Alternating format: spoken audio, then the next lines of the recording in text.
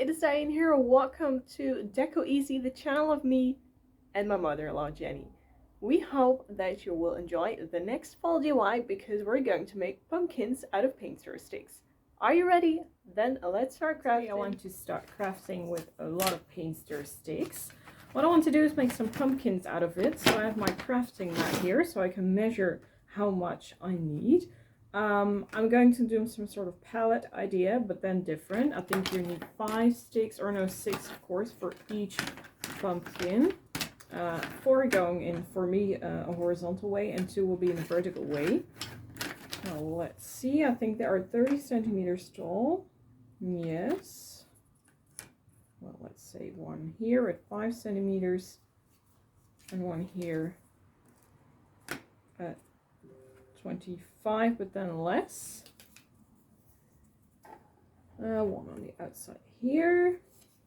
Why is my computer making noises? I have no idea. Okay, then one at 5. Well, let's see how it looks. One at 10. And the last one will be at 15. So the thing will stop here, but I think it is way too loose. So I'm going to move them a little bit more closer together. One stick is, I think, 2 centimeters wide. And I'm going to leave 1 centimeter in between or something. And then we'll see something like this. Well, of course, I need to chop off here. Maybe they need to be smaller because now it looks more like a fence instead of a pumpkin. Yeah, well, how we're going to do that, I don't know yet. I'm going to measure. But this is the idea, making a tall one and making a smaller one. So you have a set of 2. Of course I have to saw these things, and therefore I have my figure saw here. I can't saw here on the attic because I don't have space to do it here. So I'm going downstairs on the garage for the sawing part. First let me rearrange all the things, and then I'll be back to show you how I want them. Okay, this is how I want to do it. I want to sew these 2 in half. And these 4 on the same length, so I hopefully have one big pumpkin and one small pumpkin, but this one might be too small, so yeah, if necessary I'm going to redo the small one. This one here is 20 centimeters tall and this one is 10 centimeters tall, but if 10 is too small, then I'm going to do 15, which is this size here. So yeah, just to give you an idea of how I've drawn it, just use a permanent marker and the ruler, and then just put everything in a straight line and draw right over it. I'm going to saw outside. I'll be back when everything is done, maybe with a 10 centimeter, maybe with 15 centimeters. I don't know that yet. Okay, here you see both of the designs. I think the tall one looks perfect, but the small one is really just too small. So I'm going to saw this thing in half, and then I have 4 sticks of 15 centimeters. And these will perfectly do as, I think, the top of the pumpkin, just like this or something. But then better. Maybe just a little bit smaller, but I think they look cute. So these 4 are going to get away, and I'm going to make a new one outdoors with the saw. Well, I think this is better, a big pumpkin and a small pumpkin. This really one is square and cute, and this one is a little bit taller and yeah, more slim. I think I'm going to grab my glue gun and then just start gluing all these dots. And then it's painting time. I think I'm going to do one, yeah, what shall I do? Green or orange, and the other one maybe red. I don't know, we'll see. First, start gluing.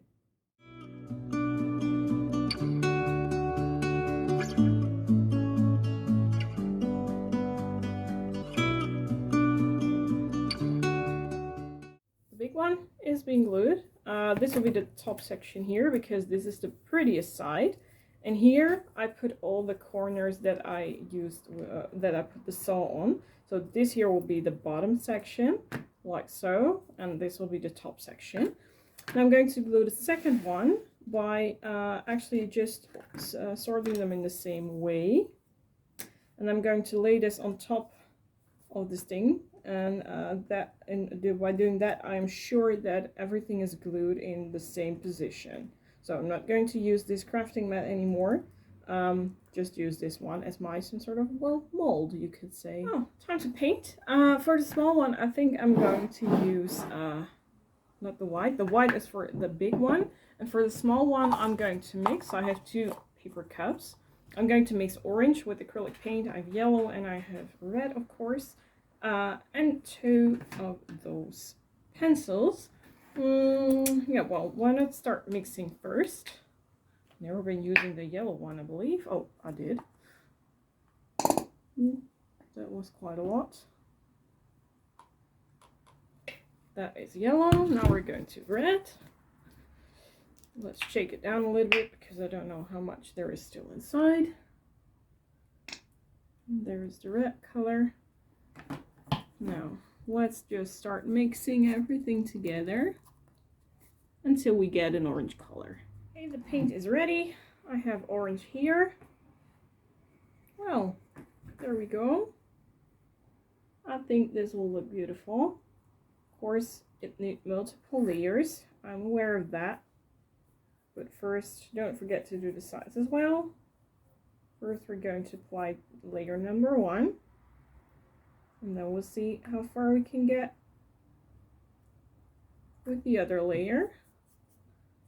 But I think it needs to dry first before I can apply the other layer. So then I'm going to continue with the white one. Just start painting around, and as I said, don't forget to do the edges here. Okay, the paint is now drying. I'm going to make these sticks for the top section, and therefore I have beeswax. I'm going to turn this thing over. That is easier for me. And I'm going to take a brush. I always try to do with the brush as long as I can, because as you can see, beeswax may ruin your brush pretty much. So that's why I like to reuse the same one over and over again. Later on I'm going to apply beeswax upon these things here as well. Or should I maybe do that first? Yeah, why not? Paint is drying. Okay, well, you can use, like I do, the lid of this thing, or just use this a little bit. No, of course the paint has to dry first, otherwise I'm going to make these things orange. No, that was a dumb idea for me. Forget what I said. I'm going to stain the top sections of my pumpkins just by applying beeswax upon the wood.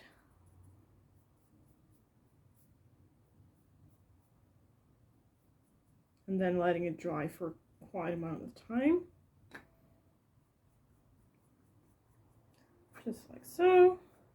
And now it has a more natural look. You can see, compare it to each other. Hopefully so you can see it well, what it looks like. And I really like the dark color of the stained sticks.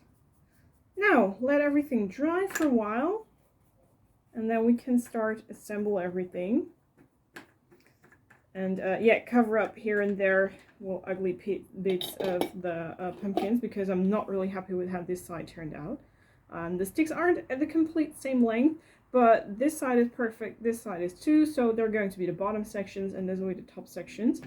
And I'm going to try to cover it up with using greenery. That always works, or just a big bowl, or I don't know that yet. First, let this thing dry and then we start continuing. Okay, the paint is dry. Time to start distressing, and therefore I use the beeswax again in combination with a piece of, yeah, how do you call this stuff in English? We call it keukenrol. Actually, kitchen towel, translate. I don't know if that is the right word. Or maybe kitchen paper. I have no idea. If you want to help me out, then I would be thankful. Just writing it down in the comment section. Well, I put some of the beeswax upon my brush. Let's move this away because I need my workspace here upon the mat. And this needs to lay on a protected surface because otherwise it might get through here upon your table. Now, just wipe off the most excess stuff. And then what I'm going to show you on the white, because that works best for me. Then I'm just going to wipe first, well, along the edges, here, and here as well. And yeah, if you want to go in a more of a bold style, then I suggest just start brushing back and forth on the most random places. First start really slowly, because you can always build up and add some more. Here, you see the difference? Yeah, just press harder if you want to give it more effect. Just like this. I'm going to do the same thing with the orange. Okay, the distressing is done. Carefully trying to show you what it looks like. I hope you can see it. Everything still needs to dry. Quickly line this back here. Because otherwise if I touch it now, everything will smudge. So I'll leave this to dry for 2 hours and then I come back to get some more progress with this DIY. Okay, it's the next day. Well, the drying process took so much longer than I expected, but I think they look gorgeous now, both. I think I'm going to glue the sticks upon the pumpkins first, and then I'm going to top it off with, I think, ribbon. And I have burlap here. This one was from the Lidl, really. It was for the garden supplies, and it was super cheap. I think it's about 10 meters. I have no idea how long that is, but it is long, for just 4 euros or something. And I have this ribbon. This was €1.50. This stuff is really old. How can I see that? It's because of the logo of this garden center. Jenny and I come here for at least 6 years, and we've never seen the logo like this before. Always different. So yeah, this was 3 meters on one cloche. Well, the glue gun has been heated up. This will go aside. Yeah, I'll make the top parts here, the ugly parts. I'll make those the top parts. And I think just going to glue them behind like this. Yeah, so just apply a little bit of glue here. And then quickly put it underneath in a straight way. And hold for a few seconds until the glue has been dried up. And then you can do the other branches of green here. And I think I'm going to put them something here like this. So actually it covers up this ugly edge here. Maybe it's a little bit too large, so I'm going to pull some of these off to make it a little less, ooh, glue everywhere, make it a little less heavy. And yeah, I think this will work too. And if necessary, I can always just do something like this to make it look more natural. So you don't have a really big empty space here. I think I'm just going to add a lot of glue to this and then just simply lay the whole stick in here like this. Or something like this maybe, and then let it dry. And let's flip over and see how the whole arrangement looks. That is totally up to you. The trick is easy, just use a hot glue gun. And yeah, don't really be quick by putting it up. Just let it rest so the glue can totally cool down, because this thing is heavy. Look, I totally put so much glue around it. I hope that the camera is going to focus up on it. I hope you can see just a lot of glue, really thick layer, and let it dry first really well. This is how both pumpkins look like right now. To be honest, I think that the black ribbon that I had in mind here, this one, these are just too wide. I think I need a smaller one. So I'm going to get through my stash to see if I have something, you know, smaller in the size that goes well with this design too, because that really finishes it off. But if you want, you can also just put them down like this. That is up to you. If you don't like ribbons, for example, then this is fine too. It is up to you. It's your craft. I found something that I like. These are actually both the same, but this ribbon looks cool, and I think it has the perfect size. I don't know. Yeah, I've shown you many times how you can make your own bowl by just using bowl ribbon and your fingers. Just do it like this, and then just, am I doing this right? No, just do it like this. Yeah, hold here, go round, tuck it in between this hole. Don't pull tight yet, because you have to go over and then here through this with your thumb. Now just only pull this string and you have a bow. Easy as that. You only have to cut off this here and then that's it. I remember discovering this method years ago, and I made that year for Christmas only pink bows in almost every decor. Tree, fireplace, garland, whatever you can name it. And I'm going to cut it off. And I need another scissor because this is a bad one, I think. Yep. And I'm going to use fishtails, or make fishtails. First doing it like this, just fold them in half, cut towards one side. And then you have fishtails with the other side, do the same thing. Make sure that they have the same length. And then they're ready to glue upon your design. If you want them shorter, then just cut them off even more. That is totally up to you, but now you have a bow, which you can practically place everywhere. For applying those cute little bows to the design, first I really want to add some more beeswax because I don't think these things look old and distressed enough.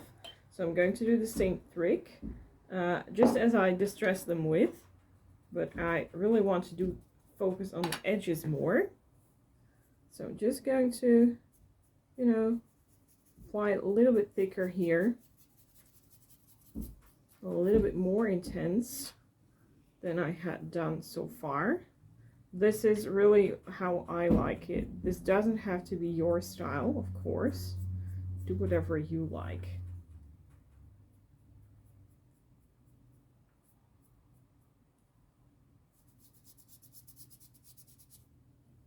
Here you see the difference. More distressing, less distressing, totally up to you. Well, from this part seen, now it has been more distressed. And I put the bow upon it. I still miss something. And I know what letters. I'm going to grab some more of these paint stir sticks. And I'm going to make one here with the word fall. And here maybe with gather or autumn or whatever fits in the size. So I'm going to grab some more of these things, get my saw, and then first stain them with the beeswax, and then I'm going to put the letters upon them. I think I still have black letters, black wooden letters that I can use. Okay, here are the two sticks, and here's the beeswax too. Well, I bet you all know how I stain these things actually. Just first always start with the sides because I then can hold it much easier on the top and the bottom section, but then you're sure that you did all the edges really well. And then you can lay it down flat and do the rest. Just like that. Easy as that. Let it dry. Or use a blow dryer if you have one. That works too. Just hold it like this. A little bit of cheating here. And fix the edge. I'm going to do the next one, let it dry, then glue them upon here. I have letters here, fall and gather. I'm going to glue them with a hot glue gun upon there. Then just put the bow upon it and then we're there. Easy as that. Well, I skipped the last step because I think you all know how to glue two sticks to some more wood. And I just used a hot glue gun to apply these letters to the paint stir sticks that I stained. I think it looks really cool. I never tried this before, making the letters bigger than the thing they're actually on. But I think it gives a really nice look. I'm happy that I used some more beeswax to distress. Unfortunately, on the orange one, which turned out more red than orange when the paint was dry, staining doesn't work that good. So I think it works better when you're using chalk paint. But I think the whole package turned out really cool. You can use this really everywhere, upon a dresser, for example, or maybe you can put them in a wreath, put them outdoors. That is up to you. Jenny and I, anyway, hope that you had fun watching this. And if you have questions, suggestions, anything else, please don't hesitate. Just write it down in the comment section below, and we'll be happy to read what you wrote. Thank you so much for watching. Have a nice day and we hope to see you back next time. Bye everyone!